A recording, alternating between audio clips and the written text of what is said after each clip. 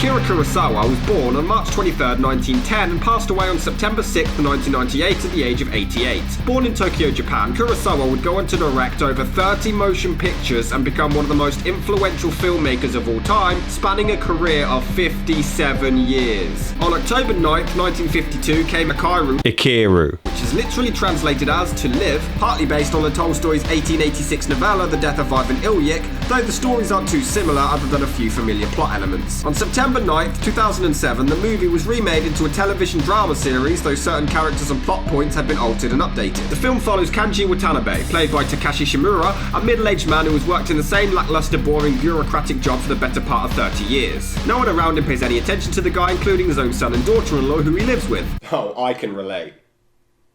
Hey Eric, can you get me a drink? Go to hell!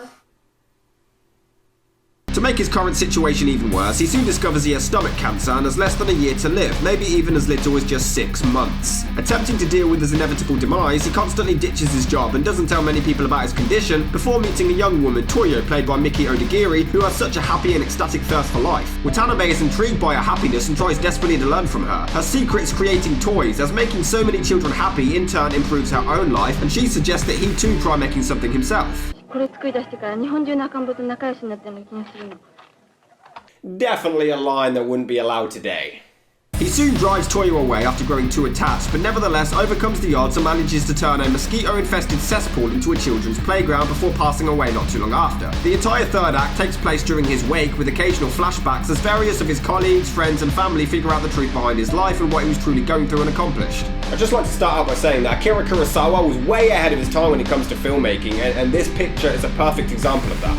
Coming out in 1952, shots like this that may seem quite basic nowadays were very innovative at such a time, utilising a mirror's reflection as the perspective of the viewer.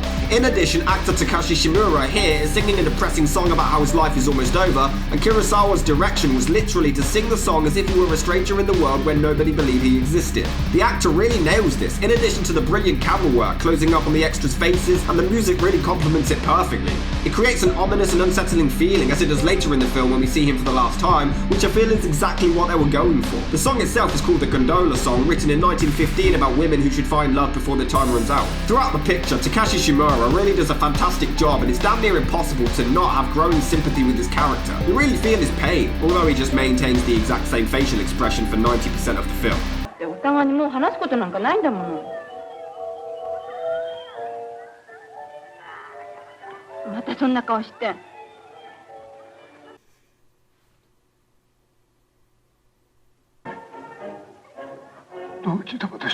Miki Odagiri as Toyo is a thrill to watch, and I won't lie, she is just plain adorable in this role and comes across as extremely likeable. I also love the subtlety in the first 2 acts of the picture. When Watanabe discovers his cancer, he barely speaks, but we can just feel his pain through his facial and body language alone. Furthermore, he attempts to inform his son and daughter-in-law on his health condition, but he can't seem to bring himself to due to their blatant neglect. There's no exposition for this. It's literally just his facial expressions alone, and it really works. Hideo Oguni, one of the writers, originally wanted Watanabe's character to be a gangster rather than a bureaucrat, and that really wouldn't have worked. Can you imagine that?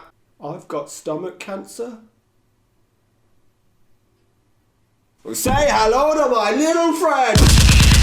The film has very slow pacing, but the storytelling is astounding, although sometimes rather depressing.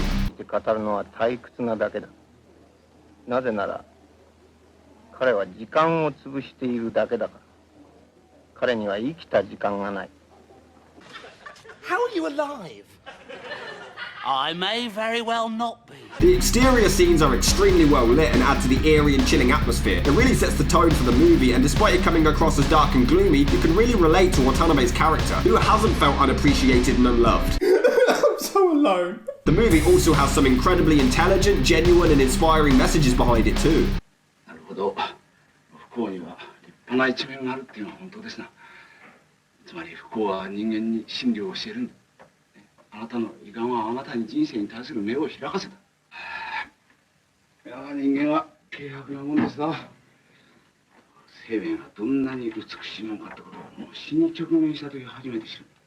Anus.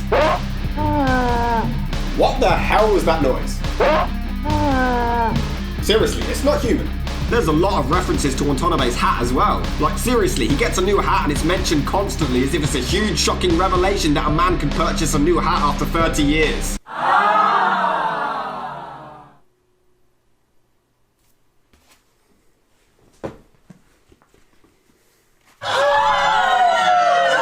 Watanabe also has the absolute weirdest laugh I have ever heard in my life. And I thought mine was bad. So as explained previously, the third act is entirely at his wake, which is a really unique and cool idea for its time, but it by far outstays its welcome. They also give a whole lot of exposition about him building the damn park, and it just really isn't interesting. It goes on for a very long time and just comes across as boring and dull.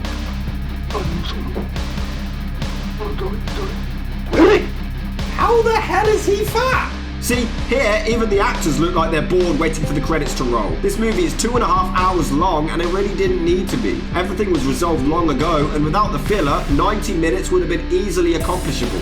But here's the biggest problem.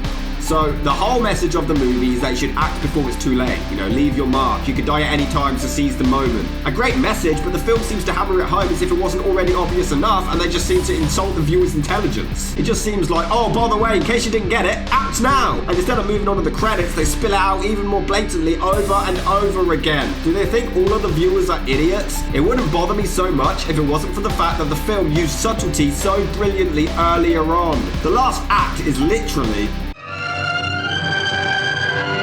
No. Before you go home, I'd just like to clarify that, you know, live life to the fullest. Before you die, achieve something. Okay. Roll the credits.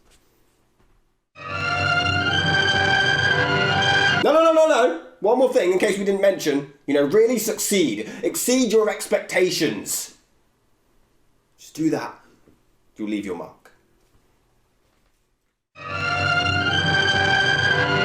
One more thing, right? Just don't tell anyone. Just live life, man. Live it. I know I'm being very subtle here, but live it.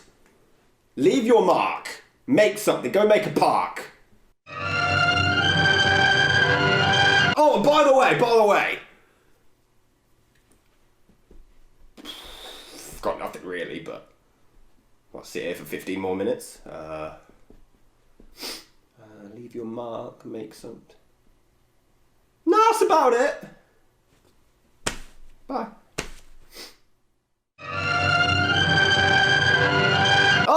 No, I'm just kidding. But I'm glad I watched it, and I can see why it has such a following. It was way ahead of its time, and as a film fanatic, you should definitely add it to your watch list. The third act I find quite disappointing, but the first two are terrific, and it's a great watch nonetheless. It does make you appreciate life, and it makes you live for the moment, so it does actually accomplish that in that aspect, and I would highly recommend the film.